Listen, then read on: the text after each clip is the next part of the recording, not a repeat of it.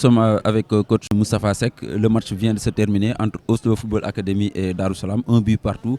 On peut dire que Oslo a laissé partir aujourd'hui 2 points. Comment vous analysez ce match d'aujourd'hui? Bon, c'est triste, il est vrai. Nous n'avons pas gagné, nous n'avons pas perdu aussi. Mais au vu de cette crielle d'occasion que nous avons ratée, ça fait mal. Ça fait mal. Tout de suite, dans les vestiaires, je leur ai fait savoir que chacun, en ce qui le concerne, fera une évaluation, une auto-évaluation. Parce que nous avons perdu des matchs où nous avons mieux joué.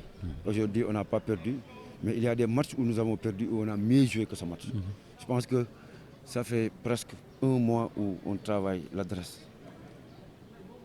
dans la surface de réparation. Avoir le nombre d'occasions ratées aujourd'hui, ça fait mal.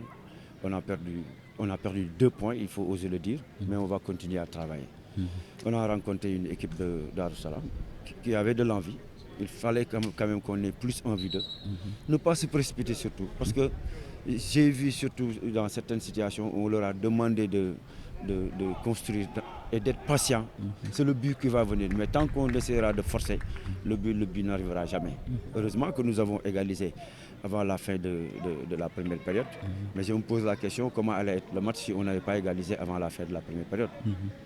Voilà, coach, on vous a entendu parler durant cette semaine, durant une séance d'entraînement, qu'il peut arriver dans un match qu'on prenne un but en premier. Et la réaction, c'est là où on reconnaît les grandes équipes. Aujourd'hui, Oslo, la même situation s'est reproduite. Est-ce que ça veut dire que toutes les hypothèses ont été analysées avant de rencontrer Darussalam? Vous savez, les joueurs, avec le peu d'expérience que moi j'ai eu, je me suis dit que il est difficile de tout préparer dans le football. Et c'est la raison pour laquelle les débriefings de séance, d'après-séance, on profite de cette situation pour engranger pas mal d'informations à leur fournir. Parce que le footballeur africain en général manque de concentration. Il y en a certains qui ne sont pas très réceptifs. Par contre, il y a certains qui sont très intelligents et qui retiennent bien. On était sur une dynamique. Je n'ai pas voulu quand même qu'on soit déstabilisé en encaissant un but. Il est vrai, quand on continue, on gagne, ça donne de la confiance.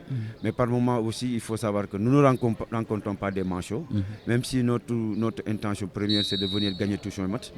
Dans un match de football, tout peut arriver. Donc, essayer de prévoir l'imprévu, excusez-moi de la répétition. Donc, c'est pourquoi, dans cette semaine, on leur faisait savoir que, attention, dans un match de football, tout peut arriver. On peut mener au score, comme on peut mener au score, mais les véritables conducteurs, les joueurs qui ont de la personnalité, les équipes qui ont de la personnalité, on les reconnaît à partir de ces instants même. Merci beaucoup, coach, et bonne chance pour la suite.